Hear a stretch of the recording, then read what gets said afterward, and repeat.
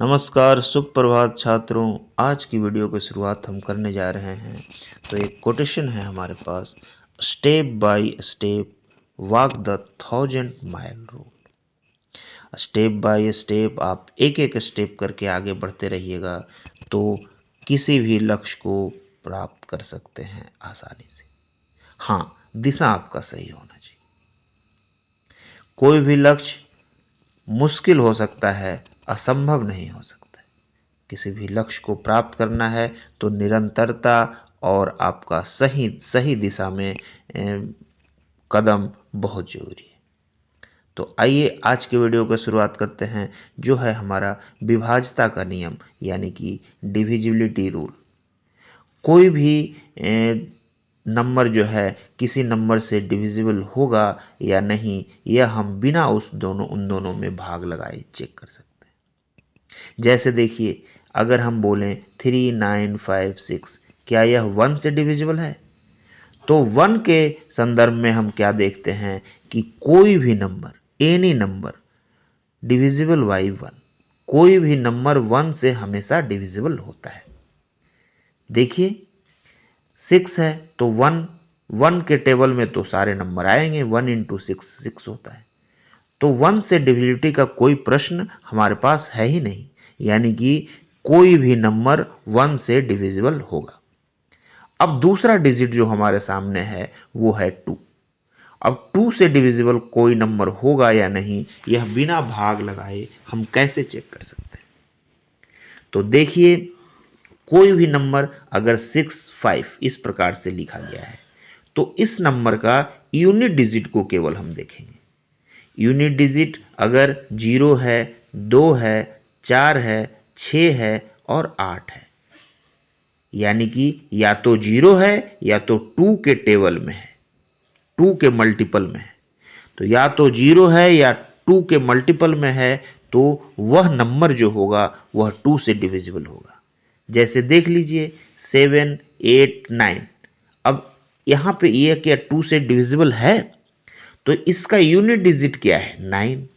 तो unit digit को देखेंगे, यह 0 भी नहीं है, यह 2 भी नहीं है, और 2 के मल्टीपल यानी कि 4 6 8 इनमें से भी नहीं है, तो यह 2 से डिविजिबल नहीं होगा। तो 2 से विभाज्यता को देखना है अगर, तो संख्या के यूनिट डिजिट को देखिए। यूनिट डिजिट अगर 0 या 2 के मल्टीपल में है तो वह संख्या जो है 2 से डिविजिबल होगा। इस प्रकार से 2 से डिविजिबिलिटी का हमने देखा, 2 से विभाज्यता का नियम हमने देखा कि 2 से विभाज्य संख्याएं जो होती है उसी को सम संख्या कहते हैं। यानी कि जो सम संख्या होने का रूल है कि यूनिट डिजिट सम होना चाहिए या 0 होना चाहिए। तो यूनिट डिजिट में 0 2 4 6 और 8 अगर होता है तो वह संख्या 2 से डिविजिबल होता है। आइए हम आगे बढ़ाते हैं अपनी चर्चा को और 3 से विभाज्यता का नियम देखते हैं। कोई भी संख्या 3 से विभाज्य कब होता है? 3 से विभाज्यता का नियम के संदर्भ में हम देखते हैं तो इसमें यूनिट डिजिट देख करके किसी का हम नहीं बता सकते। जैसा कि 2 से विभाज्यता में हमने देखा कि यूनिट डिजिट को देखकर हमने बता दिया कि वह संख्या 2 से विभाज्य होगा या नहीं।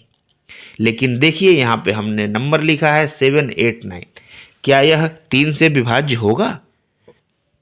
तो इसमें क्या करते हैं, हम इसके सारे डिजिट को जोड़ देते हैं। अब इसके सारे डिजिट को जब जोड़ेंगे तो यह कितना आएगा? 7 8 15, 15 और 9 कितना आएगा? तो 24। तो इस प्रकार से 24 को हम चेक करेंगे कि फिर से इसको जोड़ सकते हैं। तो 4 और प्लस 2 6, लास्ट में 6 आया, यह 3 के मल्टीपल में है या नहीं? तो 3 2 जा 6, तो इसका मतलब हो गया कि 7 8 9 जो है यह 3 से डिविजिबल है। अब देख लीजिए एक नंबर और लिखते हैं 1 4 3। देखिए 4 और 1 5, 5 प्लस 3 कितना हो जाएगा? 8। इस तरह सबको जोड़ दिया हमने तो हो गया 8। अब 8 क्या 3 के मल्टीपल में आता है?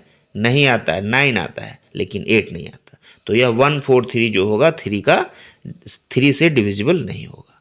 तो देखिए, जैसा कि हमने 2 के रूल में देखा कि 2 से विभाज्यता का नियम है कि संख्या के यूनिट डिजिट में 0, 2, 4, 6, 8 होना चाहिए, लेकिन 3 से विभाज्यता का नियम जो है बिल्कुल उससे अलग है। इसमें क्या है कि हम नंबर्स को जोड़ देते हैं, जोड़ने के बाद इसको देखते हैं कि क्या वह 3 के टेबल में है। 6, 3, 9 और 9 और 6, 15। 15 आ गया तो फिर से एक बार इसको जोड़ देंगे तो ये 6 आ गया। अब देखिए, जब ये एक सिंगल डिजिट हमें मिल गया तो अब हम इसको देख सकते हैं कि 3 2 जा 6, यानी कि ये जो 363 जो नंबर है यह 3 से विभाज्य है। तो इसको एक बार पढ़ते हैं। Divisibility rule of 3। A number is said to be divisible by 3 if the number sum of the digit is divisible by 3.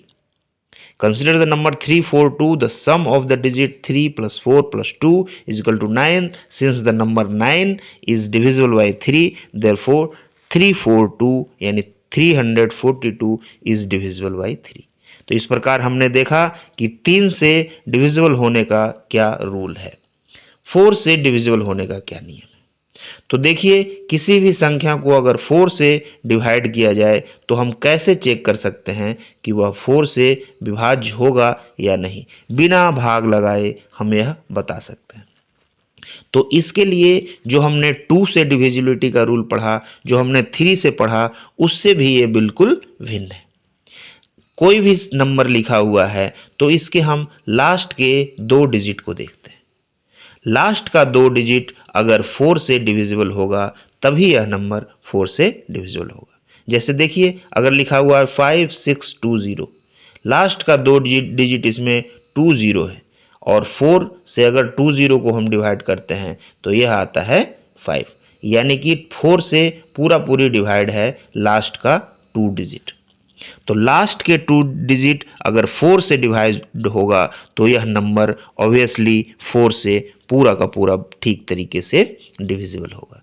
तो इस प्रकार से आप देख सकते हैं कि लास्ट के 2 डिजिट को देख करके हम बता सकते हैं कि नंबर 4 से डिवाइड है या नहीं। और दूसरा एक यहाँ पे आता है कि जैसे देखिए 100 4 से पूरा का पूरा डिवाइड हो जाता है। अगर किसी भी नंबर में लास्ट के 2 डिजिट 0 हो, 0 और 0, मतलब लास्ट के का 2 डिजिट 0 हो, तो वह नंबर हम आंख मूंद कर बोल सकते हैं कि यह नंबर 4 से डिवाइड होगा ही होगा। तो 4 के का जो विभाज्यता का नियम है वह 2 और 3 के विभाज्यता का नियम से भी बिल्कुल अलग है। इसमें हम लास्ट के 2 डिजिट को देखते हैं।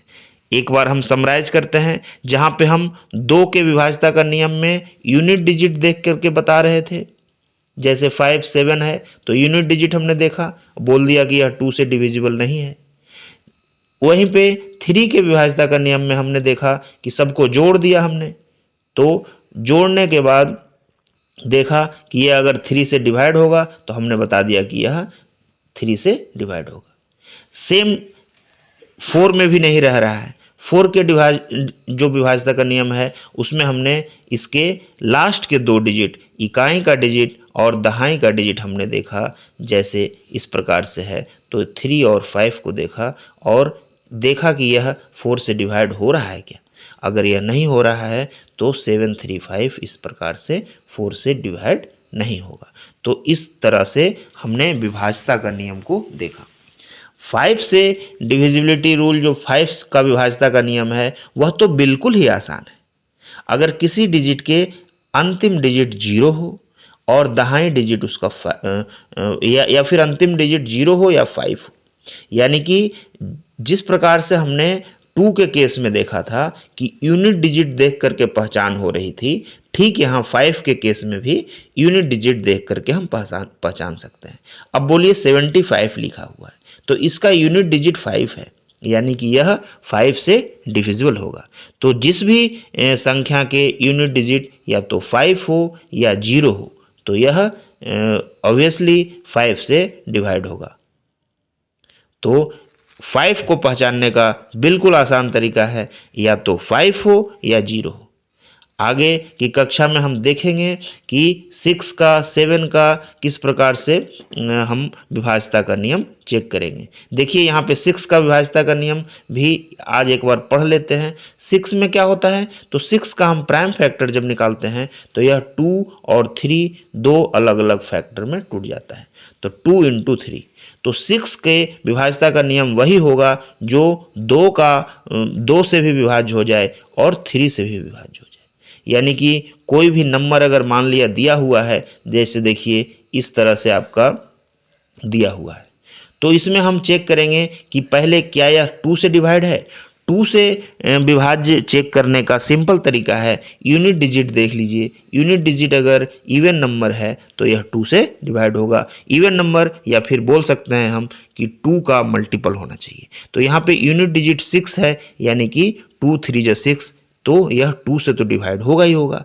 अब दोबारा हम जो 3 का रूल है वो लगा लेंगे। तो 3 का रूल क्या बोलता है कि सबको जोड़ दो, तो हो जाएगा 7 5 12 और 18, यानी 3 से भी ये डिवाइड हो जाएगा। इस तरह हम बता सकते हैं कि 7 5 6 जो होगा यह 6 से डिवाइड होगा।